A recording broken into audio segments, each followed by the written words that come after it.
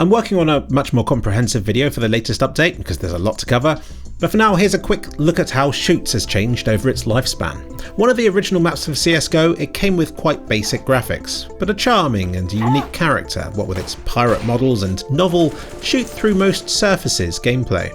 When CS2 came out, it was switched to ancient models and textures and borrowed a bunch of other assets from other maps, stealing this map's identity and ruining the pub fun of the original by making it actually play properly. But yes, graphically it did look better. And now it's received another graphical facelift, which contains better blend materials, which should make the transitions between rock and moss, or metal and rust, or wood and paint look more authentic and natural. And it's been made greener too. Rejoice! The only downside is that the splishy splashy water has been replaced with painted on water looking floor, just like what Valve did with Overpass, which I'm really sad about. There's also a new layer of fog shrouding the floor, though to really see it I have to fly into the nether zone. As you can see, player models really stand out against it, regardless of whether boost contrast is on or off. So don't complain about visibility, unless there is a reason, but it looks okay to me. And Shoots is now playable in day and night versions. Very cheap way to get two maps for the price of one, but sure. And with it, it's been lavished with a Train-esque rainy ambiance. And just like with Train, it's not actually raining everywhere, only in front of lights, and dripping off the edges of stuff and splashing on the ground. It's an authentic enough effect though, and when combined with the rain sounds, I think it's enough to make you forget that it isn't really raining. Plus it helps with visibility if it's not actually raining. But aside from that, there's not too much difference between these day and night versions of the map, which I guess makes sense given that Valve released these two together just the other day. It is interesting to see that there are a few extra lights and shifted light prop placements about for the night version, which I guess happened because Valve realised it was needed if it was going to be set at night. Fun fact, the moon, just like the sun before it, isn't actually a moon, it's only a model. Situated far out in the skybox, but still close enough to reach, meaning it's actually closer than the distant mountains are. Valve, please fix. And even though it's a long way away, you can still see that it moves side to side as you run across the level. Valve, please fix. So, a few quick comparisons between the four versions. This is the oldest CSGO version. Note how many banana trees they have around the outskirts of the map. These are all mostly hidden by the wooden palisade wall, so they were kind of being wasted. So these have been stripped out quite a bit for the CS2 version of the map, and the trees that have been placed in their stead extend a long way up vertically, making it more interesting if you look up. The trees that have been placed in the level itself have been carefully placed on top of walls, so they don't get in the way of most sightlines.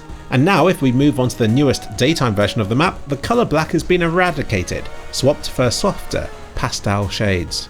And you can see the nighttime version doesn't make it that much darker, just bluer in colour, and the ground fog really makes it look beautiful.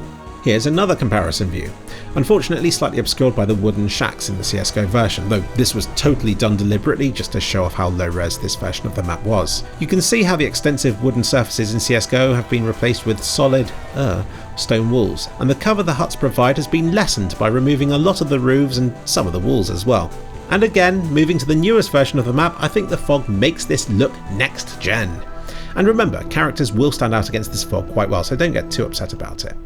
And the nighttime one, I think, looks even more contrasty and well lit thanks to its added lights and stronger two-tone colour scheme. Really is hard to know how they'll improve on this come Source 3. This interior is frankly disgusting, looks like a Left 4 Dead map. While the earliest CS2 version looks a lot more modern, but is quite poorly lit, which is probably why it's been brightened significantly for the latest daytime version.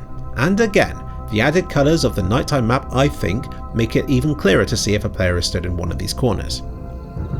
I don't mind the look of the oldest version of Shoots from this angle. I actually quite like how simple it is, how there's nothing in the sky and how the skyline is quite basic when you compare it with the newer CS2 version. But the newest version's rich green colours give it a lot more personality.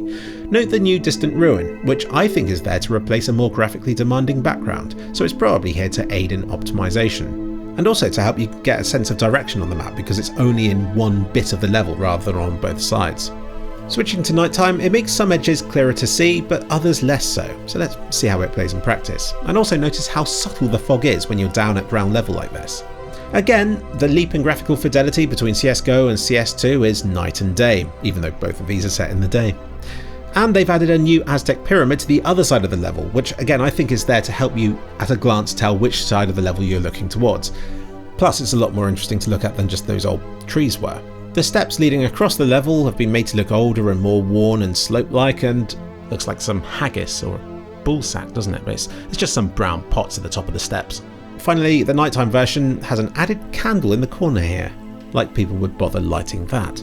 Also, being so close to this fern, it's a bit of a fire hazard, but then that's probably why Valve has added the rain. But then why is the candle still lit? God, when did I get this boring? In this comparison, pay attention to the covered area. They've made it much brighter and simpler looking for the latest daytime version of the map. The shack hasn't changed much in the newest versions, but they've patched a few of the gaps up between the roof and wall. The ground in this comparison manages to look completely different in all 4 versions of the map. I'll admit I do like how it looks at night. Scraping the barrel with these comparisons now, but I think the distant crates in this example have had very poor readability for far too long, and it's something that I think the nighttime version of the map finally addresses, simply by adding lights to the walls behind.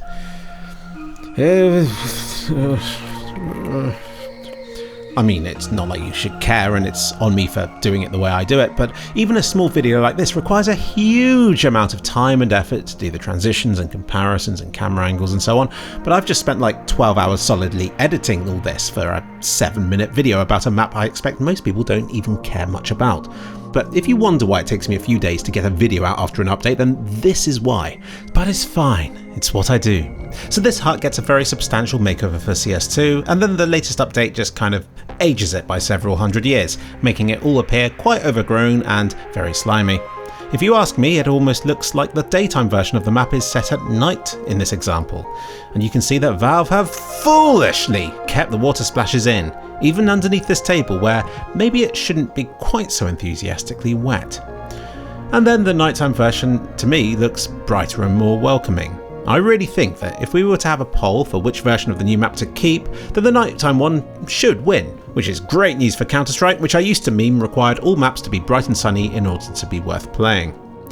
This spot nicely shows how pointless most of the palm trees outside the map were in the CSGO version, when players would be running around like this without a clue they're even there. So switching to CS2, it looks much nicer, but it definitely looks too full bright for what's meant to be a jungle setting, and the new update, again, ages it by several centuries.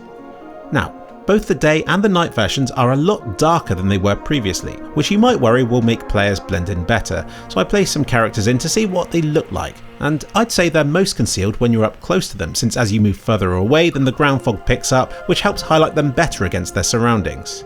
But then when you're close to them, they're bigger on your screen, so that would help a bit as well. I wouldn't say it's the best visibility, and maybe the older version plays better with its white walls and cleaner appearance. I just think that Valve are very proud of their latest dirt shaders. Which is fine, I just wish they were as enthusiastic about their splashy water effects. Well done for making it through this quick little video. You're gonna love the proper one that I'm working on.